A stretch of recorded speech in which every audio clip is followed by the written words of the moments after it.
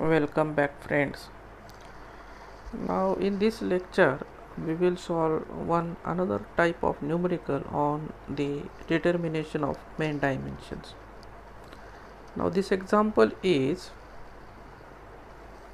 find the main dimensions and number of ventilating ducts required for an 18.5 kilowatt 3 phase 400 volt 50 hertz 1460 rpm squirrel cage induction motor having an efficiency of 85% and full load power factor of 0.87. Assume specific magnetic loading 0.45 Weber per meter square and specific electric loading 250 ampere conductor per centimeter. Make the justifiable assumptions required. Now friends, if you read this example carefully, then a few small changes are given in this example. Now the first change is along with the main dimension we want to be calculate another quantity, that is the number of ventilating ducts. Second, the specific electric loading normally is given in the ampere conductor per meter. But if you read this example, the specific electric loading is given in ampere conductor per centimeter. And the third main change in this example is for calculation of the main dimensions, constraints are not given. So all examples which we previously solved, in all those examples constraint was given. Either the peripheral speed was given, or it is asked to calculate the design which gives the cheap design,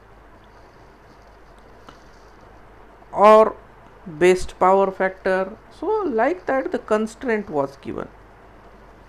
But in this example it is only said make justifiable assumptions required. So what is the meaning of this sentence? The meaning of this sentence means whenever you required while solving this example, you can assume the required quantities and you can solve the answer. So the assumptions are, now in this example, the may be change person to person. But how to solve this example? So let we discuss that. First we will write the given data.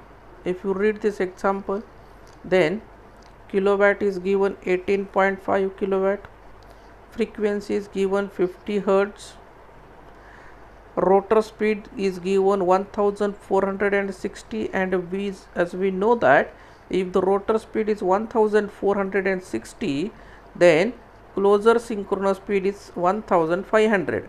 So the ns is equals to 1500, efficiency is 85%, and power factor is 0.87.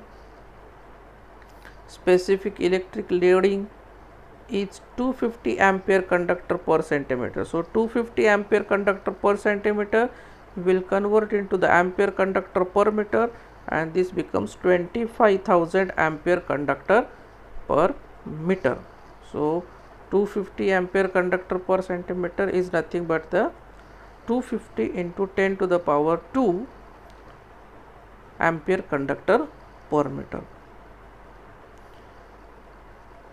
And as it is given in this example, the specific magnetic loading is 0.45, so we are taking here 0.45. And as in this example it is given the make justifiable assumption, So we will assume here the kW is 0.955 by considering the winding is a full pitched winding. And in the similar way how we solve the previous examples, first we will determine the D and L, that is the main dimensions, and then we will calculate the number of ventilating ducts. And for the D and L,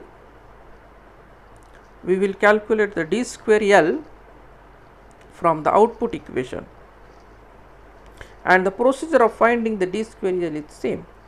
So let me use the output equation. The D square L is equals to kVA divided by CO into NS, where the CO is 1.11 into kW into BAV into AC into pi square into 10 to the power minus 3, and kVA is kilowatt divided by efficiency into cos phi.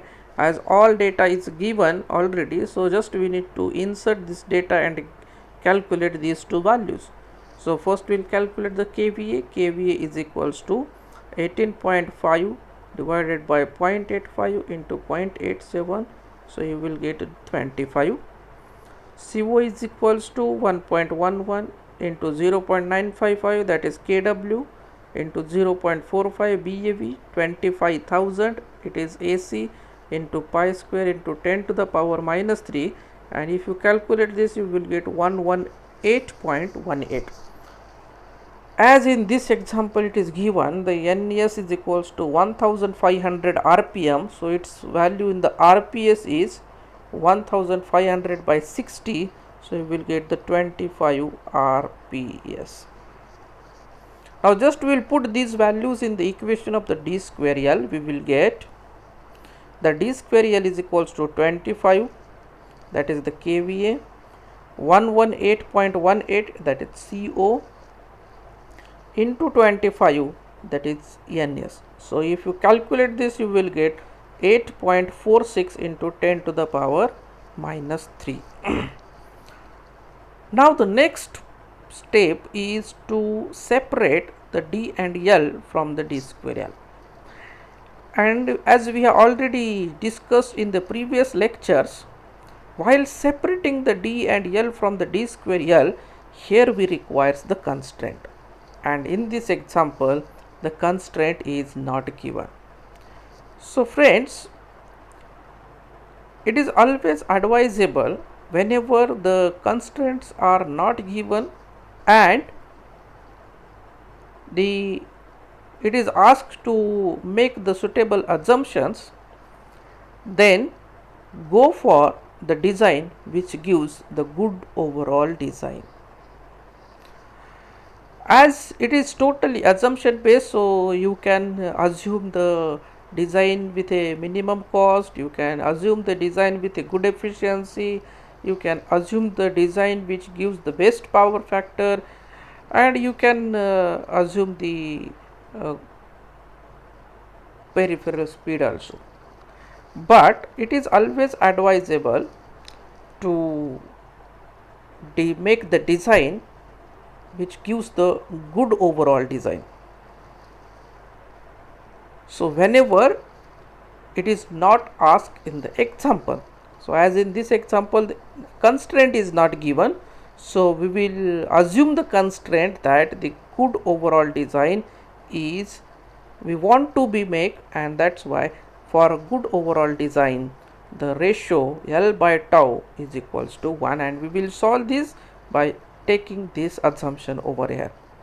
So this is the advisable to take this assumption whenever it is not asked in the example.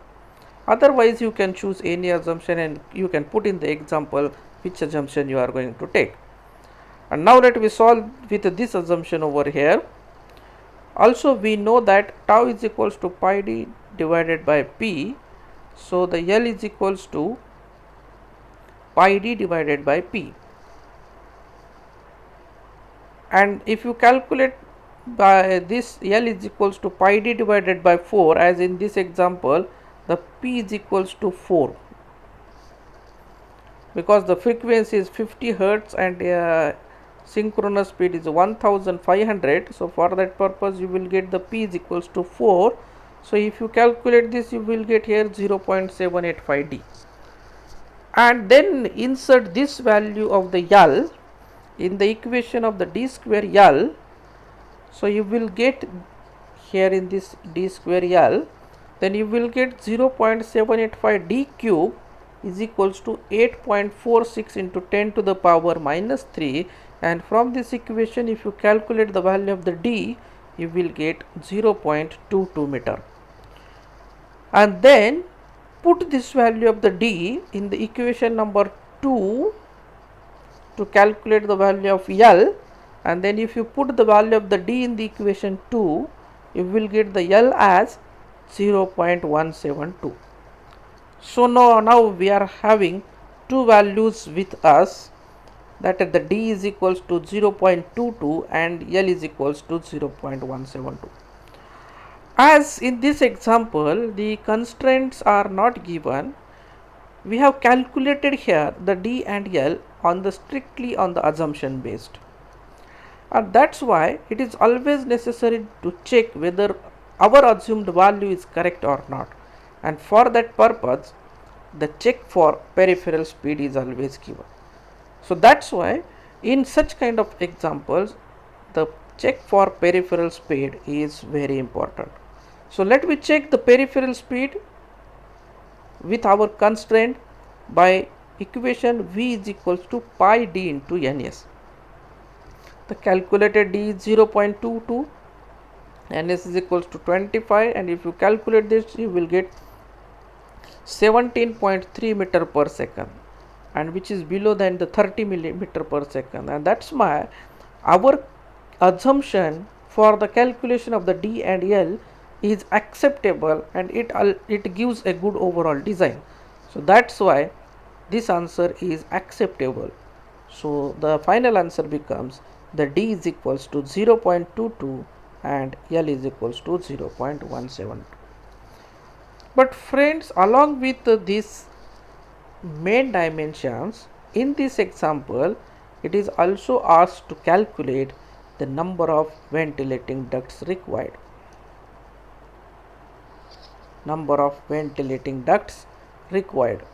So how to calculate the number of ventilating ducts required? So for the calculation of the number of ventilating ducts required, just you have to remember one thing. For every 125 millimeter length, so just for every 125 millimeter length, for every 125 millimeter length you requires one ventilating duct. So for that purpose, now let me check our length value. Our length is 0.172 meter. It means in millimeter it is 172 millimeter. So this value is above than 125 millimeter. And for the next 125 millimeter means 125 plus 125, 250 is there. And if our answer is 250, then we require the two ventilating ducts over here. But our answer is 172 millimeter. It means it is above than 125 millimeter, but it is below than 250 millimeter. So that's why one ventilating duct is required. So if our answer is something like that, suppose if you are in one particular example, you get L is equals to 280 millimeters. So in that case, for first 125 millimeter you requires one ventilating duct, and for the next 125 is 250, and the value of the 280 is above than 250. So you requires in that case the two ventilating ducts. So likewise you can calculate the number of ventilating ducts required. So in this example, as our length is 172 millimeter, we requires only one ventilating duct. So similar kind of two examples I have given in the exercise. So I expect you will solve this exercise and submit me. Thanks for watching.